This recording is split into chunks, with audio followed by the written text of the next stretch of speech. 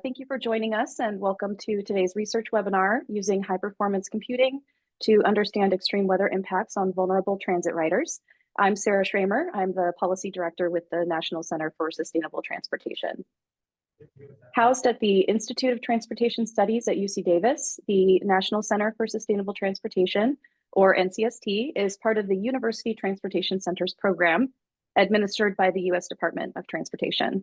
The NCST provides national leadership in advancing environmentally sustainable transportation through cutting-edge research, direct policy engagement, and education of our future leaders. UC Davis leads the NCST consortium, and we have partners at CSU Long Beach, Georgia Tech, Texas Southern, UC Riverside, University of Southern California, and the University of Vermont. So just a couple of housekeeping notes. We are going to be recording this webinar, and the recording will be available on our website with the presentation slides in the coming days. So during the presentation, please use the Q&A feature. You'll see the little box at the bottom of your Zoom window to type in your questions, and we'll reserve time at the end, roughly 15 minutes or so, to get through as many of your questions as possible. Lastly, you're going to see a quick survey at the end of the webinar for you to share your thoughts with us on today's presentations. And that survey is also going to be emailed to you shortly after the webinar concludes. So we'd briefly like to introduce a couple of project partners who are with us today, who have been engaged in this project or in this research. So briefly, I'm going to hand it over to Dr. Plale. Hello, I'm Beth Plale. I am a professor in the School of Informatics, Computing, and Engineering at Indiana University, Bloomington, and I'm a co-PI on the NSF AI Institute. It's called Icicle. It is focusing on cyber infrastructure and artificial intelligence. I run an educational program, a fellows program called the Icicle Educational Fellows, where we bring in 5 distinguished fellows, early career fellows each year. I'm delighted that Fizzy was one of our fellows in this past year. I think she represents the best of the collaborations that are enabled when you bring young talent in and focus it on AI-specific problems in discipline areas of which she will talk about. So thank you.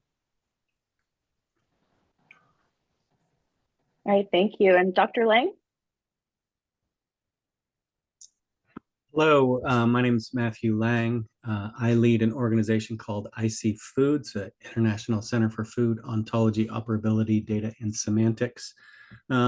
We are a 501c3 nonprofit research institute that spun out of UC Davis, actually, back in 2019, where we incubated for 3 years.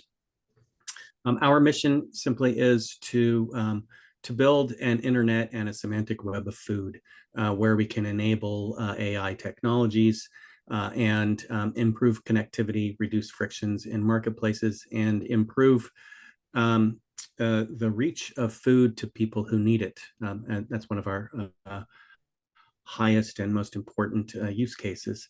I've served as the mentor for Dr. Fan on this project, and I have to say she's just done an incredible job. So we just very quickly we seek to model everything about food as it's produced, or at least not ourselves model, but to produce standards for modeling so that people can connect to this semantic web of food, from food production through food processing, distribution, diet, and health. And so what we'll see today, I think, is Dr. Fan's really taking a deep dive into the distribution access and accessibility, people's accessibility to food. So there you have it. All right, thank you so much. So with that, it's my pleasure to introduce today's speaker. Dr. Fizzy Fan is a research engineer at Georgia Tech. Her research delves into the complexities of spatiotemporal transportation resilience under climate change. Beyond theoretical contributions, Dr. Fan also emphasizes the practical application of her research by developing simulation software tools like SidewalkSim and TransitSim. Yeah, with that, I'm going to stop my screen share and pass it over to Dr. Fan. Thank you. Thank you. Thank you, Sarah, and thank you, Beth and Matthew. So hello, everyone. It's my pleasure today to talk about my research on using high-performance computing to understand extreme weather impacts on vulnerable transit riders, particularly for their access to food, healthy food, grocery stores, and other activities.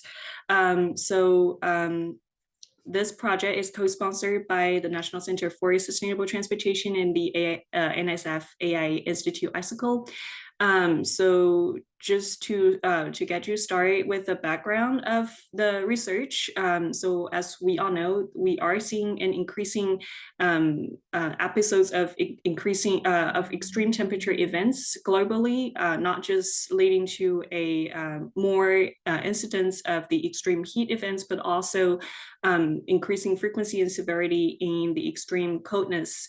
And to go couple with that, that fact is our increasing heat mortality rate for vulnerable populations, such as the populations older than the year of 55. Specifically for transportation, extreme temperature influence on transportation is also seen, and we are also seeing an increasing trend with the global temperature rise. As you all know, July 2023 was the hottest month in the Earth's observatory record, and we are seeing, coupled with the urban heat island effect, we are seeing this increased extreme temperature occurrences, which is going to influence our populations, especially the vulnerable populations, such as the elderly, people with chronic diseases, and people without access to automobiles. And this will influence their flexibility in making their trips and their endurance while they are on the trips, and also increase the health risks when they are exposed to extreme temperatures. In response, we as transportation engineers need to provide updated information for them to make informed decisions, and also to know what to expect during their trips, and to enhance our planning to understand the exposure throughout the trip, and to put out mitigation strategies such as urban greenery to mitigate these impacts. So there are some existing research in this area, partly the micro level, so-called micro level research, focusing on urban design and health, looking at different, at the level of building, street sections or blocks, focusing on this physiological simulation, computational fluid dynamics. And while they were able to get this pretty much detailed and accurate simulation, but they are usually focused on a pretty small scale and not able to represent an entire trip. On the other hand, we have this micro level research that are mostly from such as disciplines like transportation planning, that are focusing on the scale of the entire city or region, but more using more of a qualitative methods like survey or scoring systems, and therefore does not provide, although they do provide a holistic perspective, they are not quantifiable and often make it difficult for system engineering. So in recent years, there are the scoring literature in mesoscale analysis, or what I refer to in my research as the network level approach, that provides both a holistic picture on at the trip level, and also the quantifiable and tangible temperature estimates that can be translated into practice. So now let's look at a potential transit trip. So think about if we are traveling from a origin to a destination, and here is an actual story from one of our stakeholders. That actually is a wheelchair user that with spinal cord injury that travel from their home location to their destination. So when they are trying to make a transfer into the next station in their transit stops, they ran into this section of the road that basically has a discontinuous sidewalk.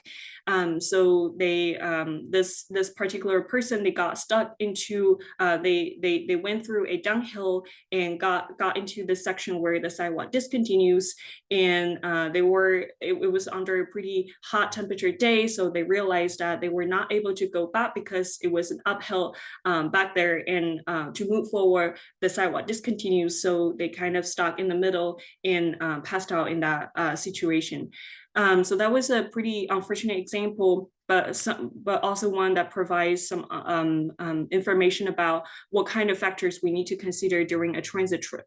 So to understand the travel conditions of every individual, especially for vulnerable populations, we need to model for a large spatial extent so that we have the detailed information about what's going on throughout the entire trip. And we also want to get information about the spatial temporal dynamics. So think about transit. It's a spatial temporal network that has to incorporate factors like the schedule of the transit, so that to avoid people from waiting extended period of time.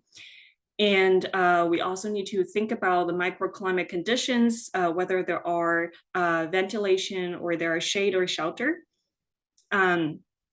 And to think about the physical exertion for each individual, including their pre-existing conditions and how it differs for different populations. And last but not least, we want to take into account this cumulative effect of the accumulation of exposure. So what is considered a dangerous level of exposure? At what point do we call attention to this person's exposure? So looking more closely into these 5 dimensions, there are some existing work at the so-called mesoscale. So from planning a survey, they take a look at this large spatial extent, and from theories like wind dynamics, they do consider this microclimate simulation. And then we do have a bunch of physiological models that considers the physical exertion. And more recently, we have an increasing body of literature discussing the pedestrian comfort that at the same time considers large spatial extent, microclimate simulation, and physical exertion. But because the fact that they are focusing more on the pedestrians' travel behavior, sometimes they don't have this knowledge about the spatial temporal dynamics, which were indeed accounted for in the transit additive methods research. And in comparison, what we need to understand a problem like that will be all of these 5 dimensions together. So here I want to introduce my modeling framework for this analysis.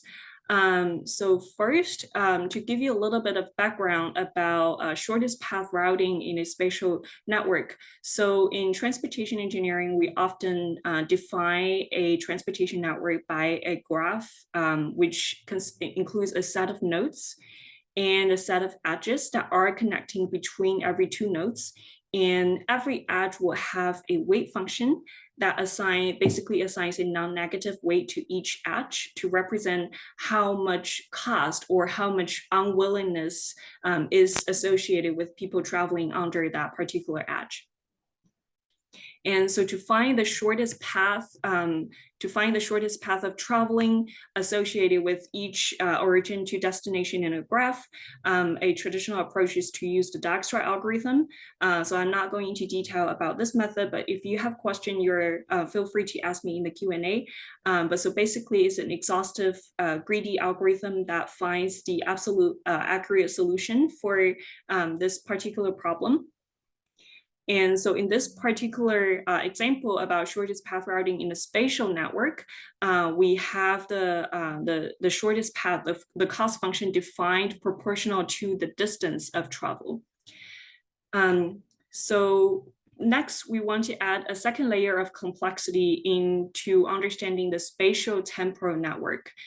So remember previously we have the spatial network, and now with the transit, with the layout of the transit, it becomes different routes, and therefore they kind of get onto different segmentation of the system.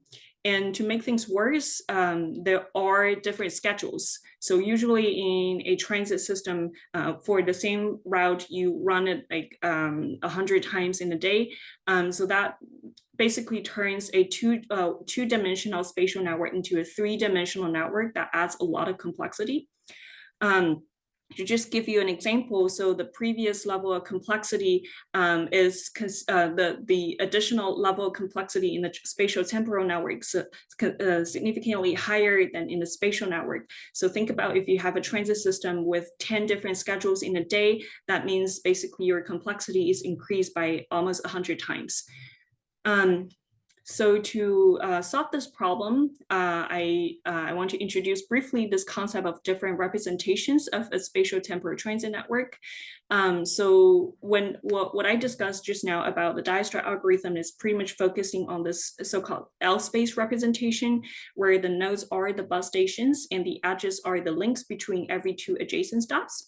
And in this configuration, basically we are seeing this additional of very high level complexity, because we need to basically establish a second temporal edge between every two schedules. And in comparison, we can change it into a p-space representation where basically the nodes are still the bus stations, but the edges will be the connections between every stop to every other stop on the route. This will provide some advantage in modeling for some particular problems.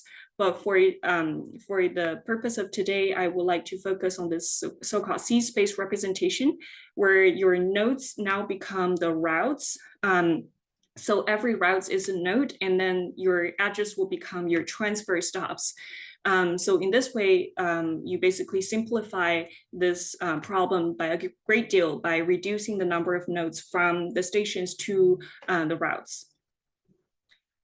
So in this example here, we are now changing for a spatiotemporal network, we are now changing the shortest travel time problem in the walking case into a shortest travel time problem in the transit, where we have not just the time you spend in walking, but also time spent you spend in riding transit, and also for waiting for the transit, for the next transit to come.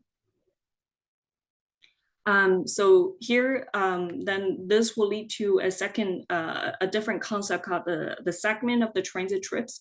Basically, the segment is defined as a combination of spatiotemporal links that share the same mode and are sequentially connected. So think about a particular trip where you have you walk to the first transit station and then ride the transit, wait for a couple of seconds, a couple of minutes, and then ride the transit, and then walk the last leg of your trip to your destination. This particular trip will have 4 segments: a walking segment, a waiting segment, a riding segment, and then finally another walking segment. So here, this entire modeling tool is compiled into this TransitSim 4.0 model, which is available on GitHub, and I will provide more information towards the end of the seminar. So in this case, the TransitSim model will be able to find the shortest path from every origin to every destination in this segment level. To provide this walk, ingress, right? For example, in this trip, we have 6 segments.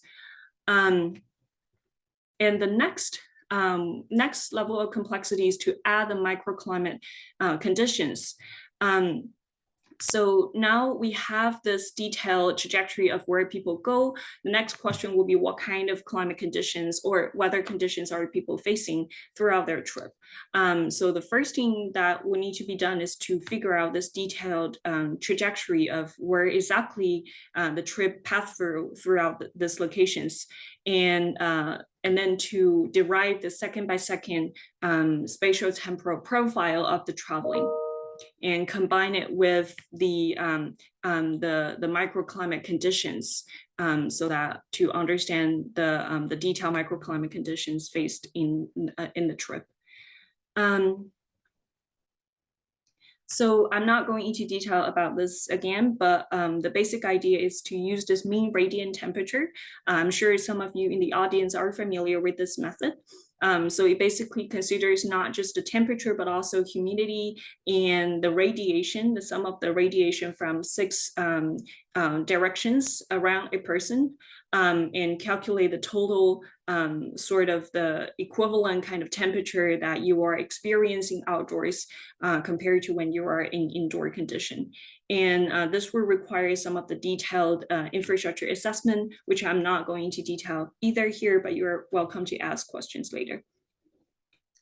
So after we have this information about the microclimate condition, the next is to consider the different physical levels of physical exertion.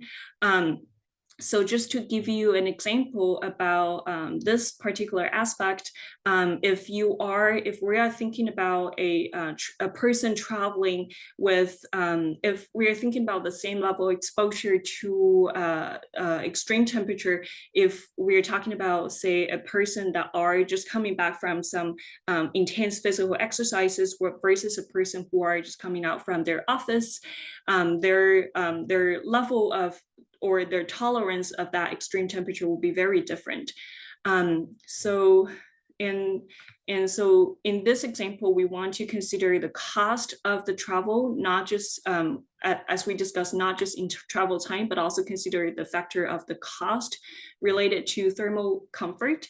And so in this, I'm not, again, going into too much detail about this, but so we are basically migrating from our temperature readings to a spatial extrapolation of the temperature to cover the entire area and to understand the thermal comfort. And we also want to consider the metabolic rate of the individual when they evolve in different activities throughout their transit trip. So that will become our heat stress. And finally, we want to calculate this cumulative exposure. So here is just another example of showing how the physical exertion can interact with the temperature readings. So under the same high-risk temperature, if you are sitting and waiting for transit in a sheltered condition versus if you are, say, biking and trying to catch a bus, the level of physical activity will be very different and your risk level will be very different. So here I use this compendium of physical activity, which is a widely acknowledged literature in the area of public health, and to define the different levels of physical activity intensity and categorize them based on the different activities or different modes you involve in a transit trip in the different kind of demographic categories that you are in.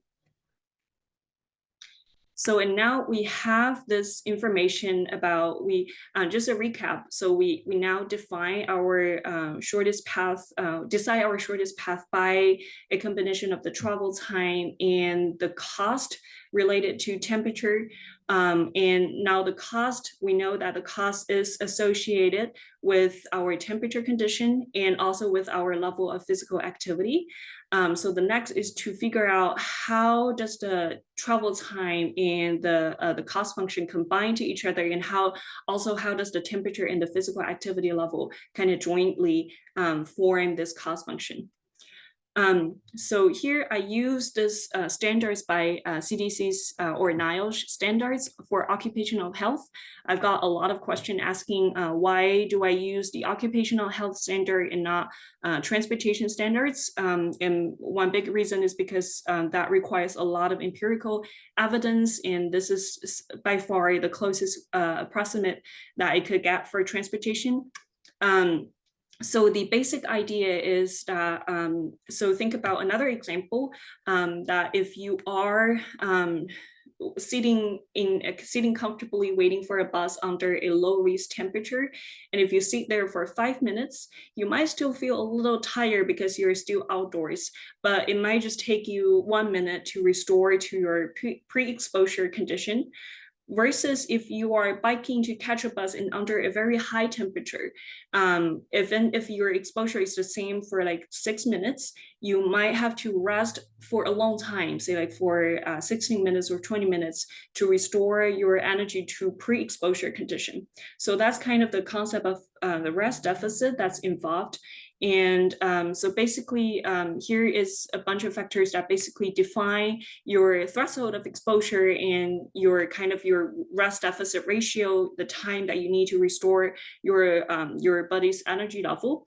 and how does it translate into the exposure. So for each segment, your level exposure is basically quantified in this example, quantified as the cumulative sum of all the rest deficit that you have accumulated from the previous trips, minus all the rest that you have obtained from your previous transit experiences. And the risk level, we have a threshold. So basically when your exposure level is greater than the threshold, then we say that you are under risk condition or your risk factor becomes 1, versus on the other hand, your risk level will be 0. So this is the kind of output that you will get from this analysis. So basically, think about this person traveling from this origin in triangle to the destination in this square. They basically first take a couple of minutes in biking to the first stop, and then they waited here for about 15 minutes before their first bus come in, and then they rode the bus for another 20 minutes or so. And they walked to their second transit stop with a very high exposure, very high temperature exposure. And they waited for another, say 7 minutes before they hop on the second bus.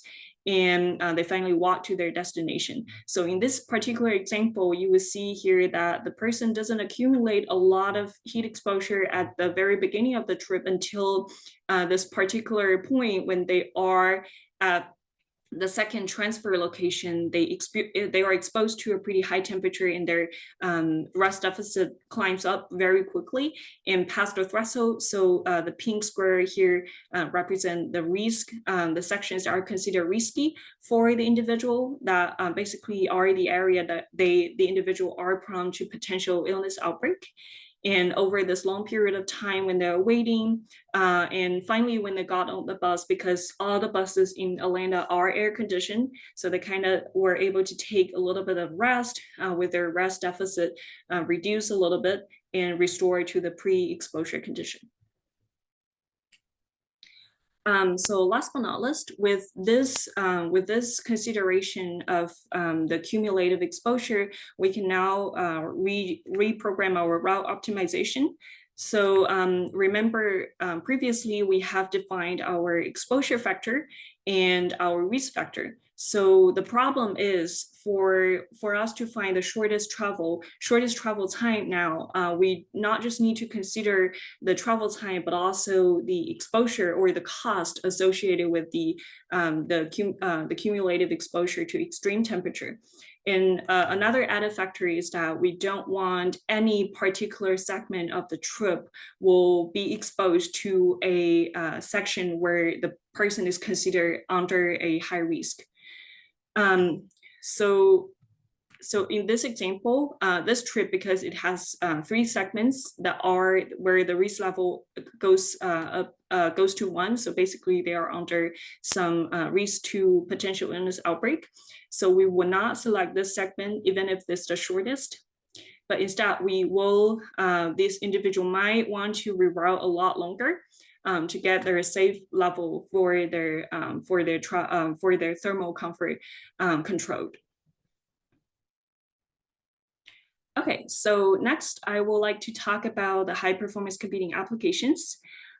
So because this data, because of the analysis involves a large amount of data, and also considering the different factors that I just discussed, there will be tabulating them together will create a large number of scenarios, and basically a big amount of analysis that need to be conducted and stored in the cloud platform for us to pull the data and make timely decisions.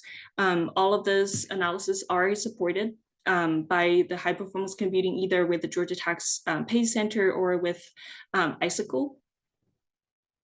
So here is just an example of the route choice interactive app that could be potentially be an output of the analysis.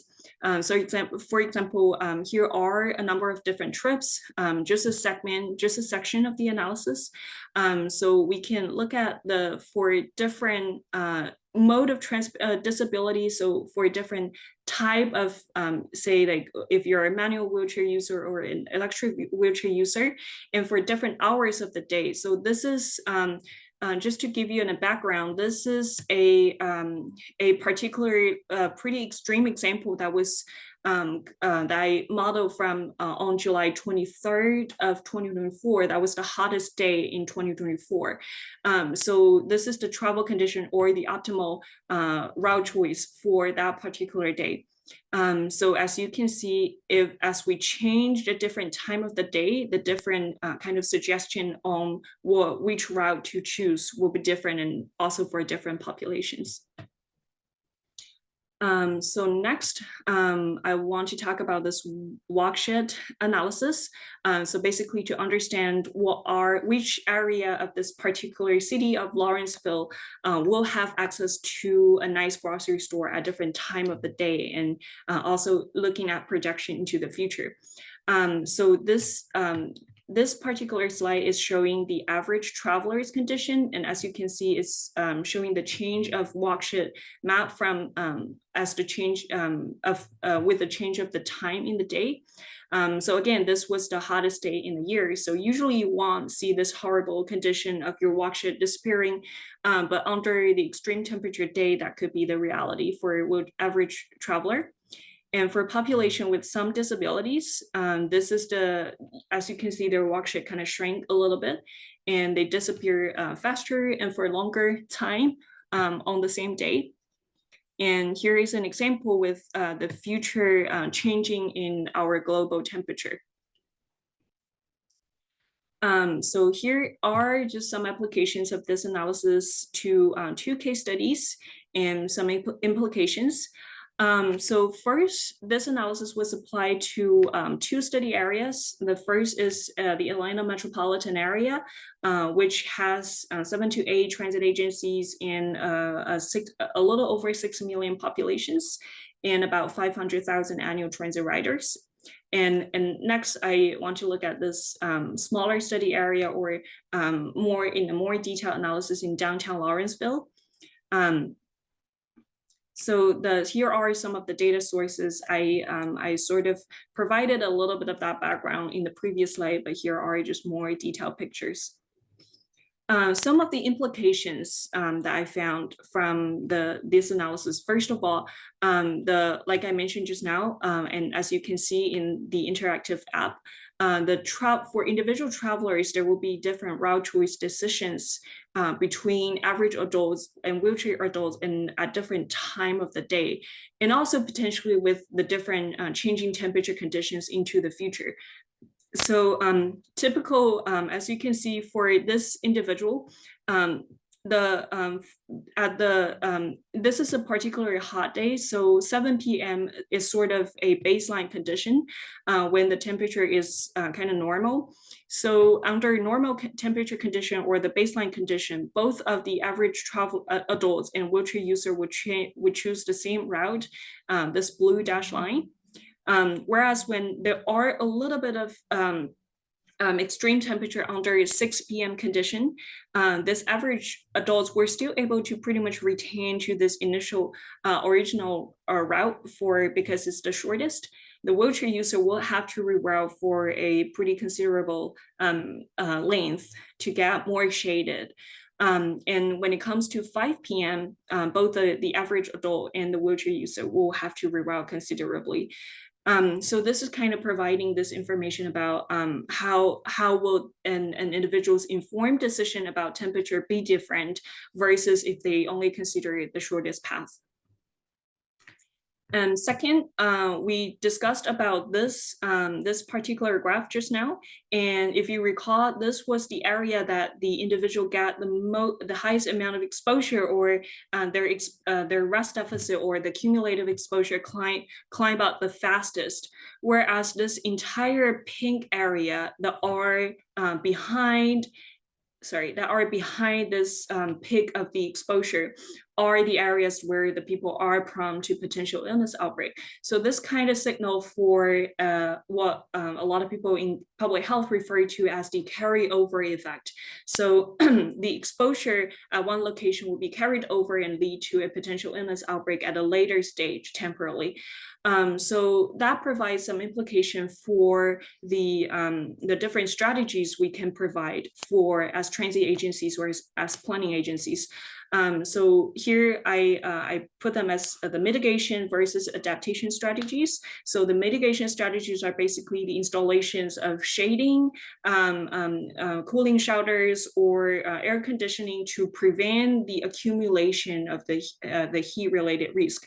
Whereas the adaptation strategies are the dispatch of potential medical resources, which are more under the umbrella of the public health domain, but something that we could provide some implication for. To sort of provide this medical resources after a traveler is have some potential illness conditions. So this is just an example of how the prioritization strategies will be different by using the mitigation-based prioritization versus adaptation-based prioritization. I know the logic can be a little confusing, but it basically shows a sort of an increasing severity as the color becomes darker.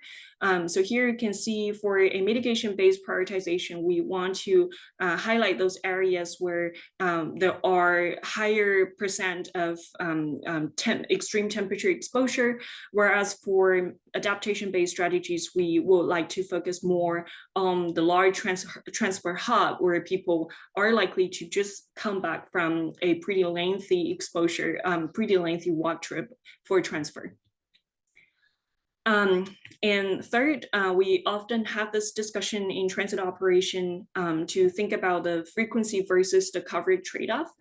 So under limited resources, we could either increase the number of the frequency of our bus services to make sure that people aren't waiting for a crazy long time, or we could increase the coverage so that we can make sure our transit system reach a good amount of people.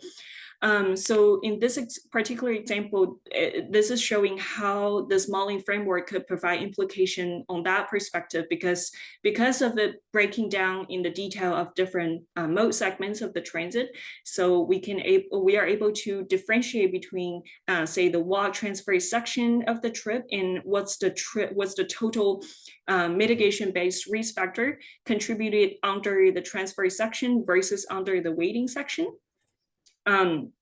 And so in this example, this is showing the analytical finding for Atlanta. So you can see it seems like more Atlanta is doing a pretty good job in securing a pretty low walking transfer related heat score for the walk transfer. So this pretty much align with what we see in Atlanta, where the city center has a very good coverage of transit, but maybe that could be improved for the peripheral, where the coverage is relatively lower than the city center, and maybe for the frequency as well. So here's another discussion about what we find under different demographic, under current and future scenarios. Here, as you can see, the elderly are disproportionately influenced by the extreme temperature, and this trend will retain in a similar condition for the future as well. And what's something that's more interesting is the combination of the different social demographic factors.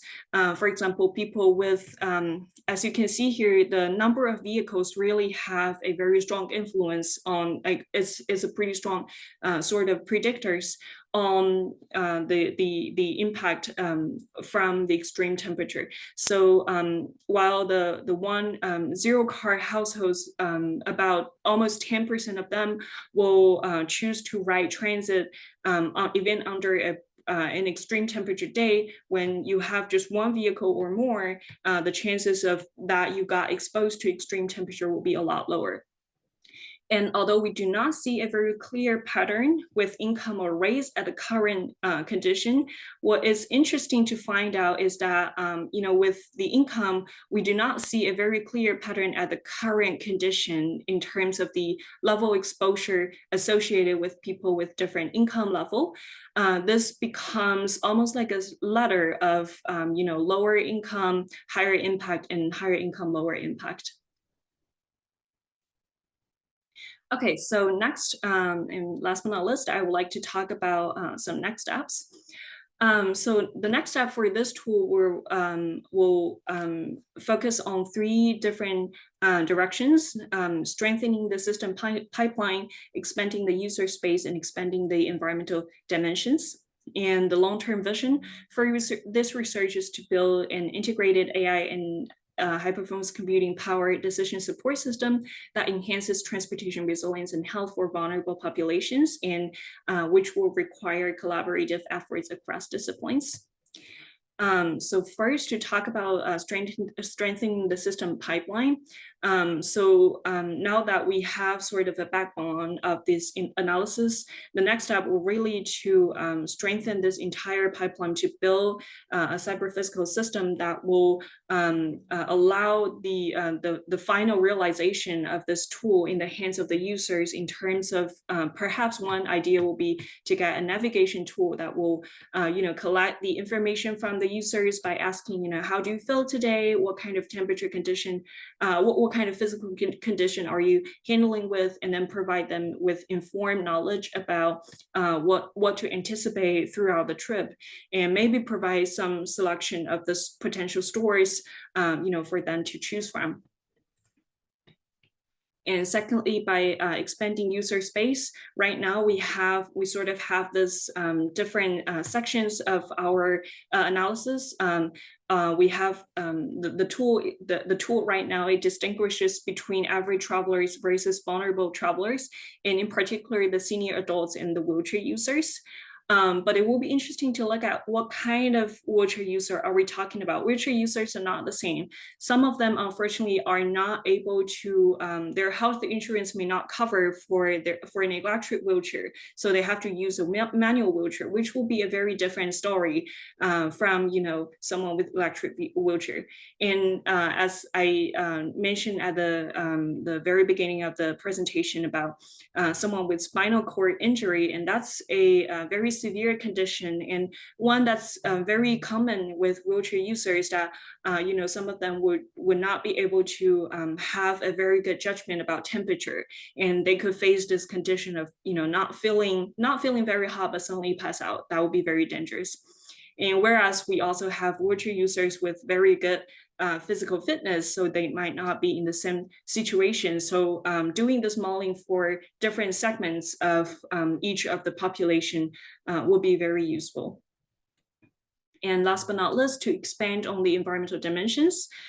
So say we have been talking, while the model was able to handle both the hot and cold climate, but we have been focusing primarily on our discussion on the hot. So what about winter climate, right? So winter temperature influence on multimodal transportation system users. And also, some of the things that are going on, for example, in Atlanta in 2011, there was just a couple inches of snow, but the system was, the transportation system was congested for several days, and causing a lot of trouble to the travelers who are stranded in the middle of the road. So this kind of thing will require this cumulative thinking of the accumulation of congestion and the propagating of the failure. And also in precipitation and flooding, and also in terms of wildfire, we all know that LA was having this very big issue with wildfire. So what's the implication for emergency evacuation? What kind of influence exposure will different travelers have to the various pollutants in the smoke? And so here is a slide that introduces you to the different resources that are outcome of this project, and also some previous projects that we have done with NCST. So if you're interested, we have a policy brief that's on this topic that's coming out pretty soon. We wanted to have it out before the webinar, but looked like it might come out in 1 or 2 weeks. And if you're interested, you can check out my dissertation or our different NCST reports. And we are, like I mentioned, the TransitSim tool is available on GitHub. So you can check it out and play with it with the different documentations and toy projects. And so thank you for listening to my presentation, and I welcome any questions. Excellent. Thank you so much, Fizzy. We do have several questions, and I just wanted to mention with that last slide and all those resources that you shared, if you're okay with this, we can put the ones that are available if they're not already on the webinar web accessible for folks. Yeah, that would be great. Okay, perfect. Okay, so it sounds like we're ready to switch over to Q&A. We have several questions. I can just kind of start from the top and work my way down.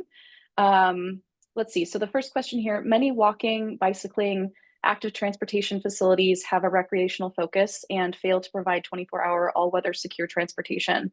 Do we need to focus on secure, reliable transportation?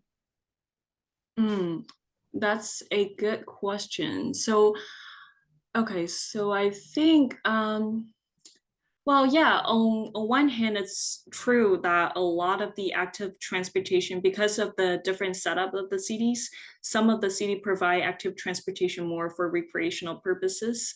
But on the other hand, a lot of people, especially the vulnerable populations who are not able to drive or who does not have access to automobile, heavily rely on active transportation. So, and also in cities, you know, to enhance the future sustainability of our cities, active transportation, multimodal transportation like transit does provide a variety of different benefits. So it's there are so I think, yeah, so for especially when it comes to the vulnerable populations or when it comes to extreme temperature, there like I mentioned in my presentation, their impact are particularly pronounced for vulnerable populations. So I think there are still definitely value because there are these different populations that will use our transportation system, and we really need to focus more on you know, beyond just the average population. I hope that answers your question, but feel free to ask follow-up. Thank you. So I'm going to pop to the next one here. This is from David. So part of the route modeling may include safety and comfort preference, including presence of sidewalk, traffic levels, grade, and steepness. How are these included in the modeling, reflecting capabilities of different travelers? That's a great question. So yeah, let me go back to this slide. So yeah, so some of these factors are indeed considered, and I have to admit that this is an ongoing work. So right now, some of the factors are considered. For example, the availability of the ramp. Like say for a wheelchair user, if you are trying to cross a piece of road, looking at you know, getting down a sidewalk with a ramp versus without a ramp, that will be a distinctly different level of difficulty, right?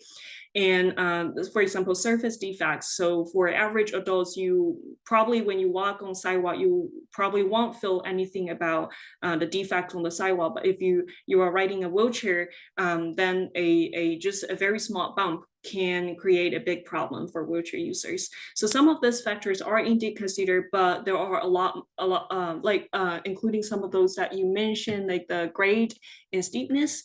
But some of the others are more definitely needs to be done. I think in the future we'll need more detailed conditions about the sidewalk. So, And also this is done in a part of the reason why I separate my case study into 2 study area is because the current data is available in a relatively constrained study area in the downtown Lawrenceville. And so definitely more work like this need to be done to cover a larger area to enable this large scale modeling. And another things that I want to mention is that like you mentioned in the question, the different population will need different type of facilities, and they will be having different level of preference or response. So part of the things that are that I put out in here for the future research is to really get to know the try to maybe having some of our infrastructure conditions in our existing evaluation and the quantitative kind of measurement as a co-start of the kind of the preference that we'll be providing to the users, and including this different options of routes or different options of, say, the stores that you might want to go to, and allow the users to choose their preference, and making it almost like a recommendation system, so we can continuously update the system based on the user's preference. That might be a sort of a way out around the area, but preference, to know the user's preference for different population, different individual, that's a whole other sort of research topic, and that's one I think it's very complex, but definitely more work can be done in that area. Great, thank you. And let's see, so what impact can government and businesses have by aligning their locations and schedules with the transit schedule? Rather than providing information on driving and parking, will providing information on transit access improve awareness on the part of businesses and government personnel? Oh, okay. Thank you. Thank you for the question. That's a very interesting question. Rather than providing information on driving and parking, will provide information on transit access. Yeah, I think for sure. I think some of the businesses might be providing, one example of that will be part of the transportation, the transit, sort of the reason why some people might be reluctant to take transit might be that the first and last mile travel is pretty difficult, because in some area we may just not have enough demand to build the transit line into certain, say, suburb areas.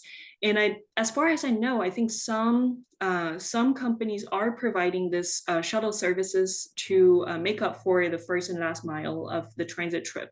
So that could be an example of providing, not in addition to the information on driving and parking, providing the services and additional resources on transit.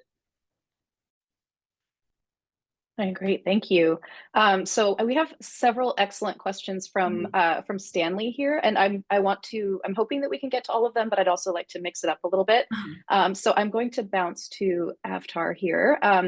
Is the transit mode of travel for the vulnerable population the best mode? And then in parentheses, we've got cost, time, greenhouse gases, preference, or is this data and model can be used to assess the alternate modes from home to trip destination and return? For example, autonomous vehicle ride, volunteer rides, commercial Uber, etc. Yeah, that's another interesting question. So one thing we are indeed looking at is so I think let me go back to this. Yeah, so one thing we are indeed looking at in one of our studies is to look at how the use of say the commercial vehicle, the rideshare like Uber or Lyft, and how the carpooling and transit work together in providing some essential services to individuals that either don't have a car or can't drive a vehicle. So if I think you could check out some of our latest publications, or the ones that are about to come out. So for vulnerable populations, I think there are yeah, I think that's a good question. So some of the some of the, like I mentioned earlier, some of the vulnerable populations, they may or may not have the capacity to either independently drive or afford the price for ride sharing. So in those cases, like transit or vulnerable or active transportations are still a dominant mode of transportation for this population. But yeah, I think it will be another policy discussion in regard with how do we provide more resources so that our vulnerable populations can afford this different other modes of transportation that are easier for them to, potentially than transit riding. Thank you. So there's a question here. Does this model include gender as variable? And I remember, Fizzy, seeing one of your slides about user space, and I noticed that you had like a differentiation of pregnant women as one of like the sort of categories, but I think this is sort of more broadly, is gender considered? And do you find some gender specific differentiations? Yeah. So part of there are two sections. So first of all, like Sarah, you mentioned in the user space, we do have like differentiation between average travelers versus vulnerable travelers, including senior adults and wheelchair users. At the current stage, pregnant women are not included as part of the model because there are two areas, right? So one is to parameterize these different populations into the model, and the second is to, from the modeling output to look at the results for different demographics. So for the modeling part, the pregnant women is not treated as a specific parameter for the model because we do not have enough data, or we do not have enough reference to provide a standalone model for them. But that would definitely be a future direction, because women, particularly pregnant women, their physical condition will be very different from the other population. And secondly, we do look at, like, based on this modeling of their physical exposure and what kind of trips they are taking, what are the area that they are going through. We do look at different genders, and there are not a very significant difference among women and men in our modeling output. So that's why I didn't include it in this part of the this demographic analysis. But you are welcome to check out our report or our publication, the preprints, for more specific details on that. Great, thank you. So we're at 10:58. I think we have time for maybe one more question. And then one thing that we could do is take the unanswered questions, and Fizzy, if you're willing to maybe type a short response, so we can put that as one of the resources, like a transcript of our Q&A, onto the webinar website. So for our last question, can you explain a bit more how you obtain the pedestrian level high resolution temperature measurement? Oh, that's a very good question. That's one I can talk for another webinar. So let me try to go back to this very early slide where I mentioned the modeling framework for the mean radiant temperature.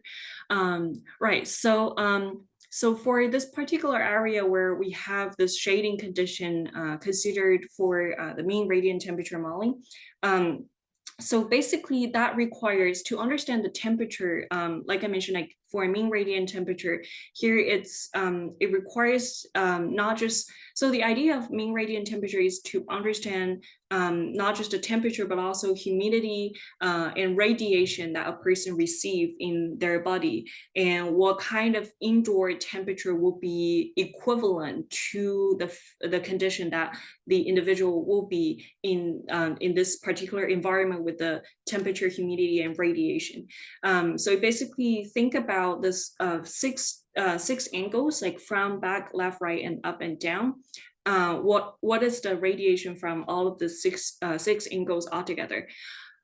So for this particular case, that to understand this will require a very detailed sensing of the three-dimensional urban environment, right?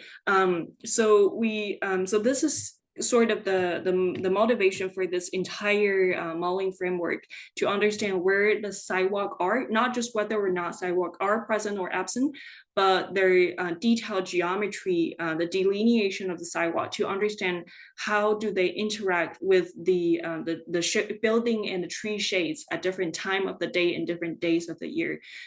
So we used a combination of different modeling technique to know the sidewalk locations, and then to get the high resolution, the height and like type of different like shade providing objects, usually like building or trees, and calculate the different angles of our sun and how they project onto the sidewalk, and what kind of shading condition would there be if we are assuming a person walking on the sidewalk, and what kind of shades are they exposed to, and are they in a pretty exposed sidewalk, or are they in a pretty shaded sidewalk.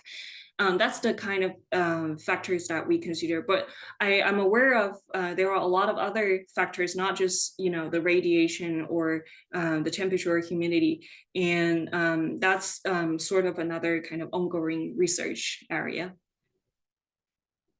All right, excellent. Thank you so much. We are at time. I want to thank you again, Dr. Fan, for sharing your research with us. This was a fantastic presentation, and want to thank everyone who was able to join us. We'll have these resources on our website in the next couple of days, and please do take time to fill out the survey and let us know how we're doing, and if you have ideas for future research webinars that you'd like to see. So thank you again, and enjoy the rest of your day.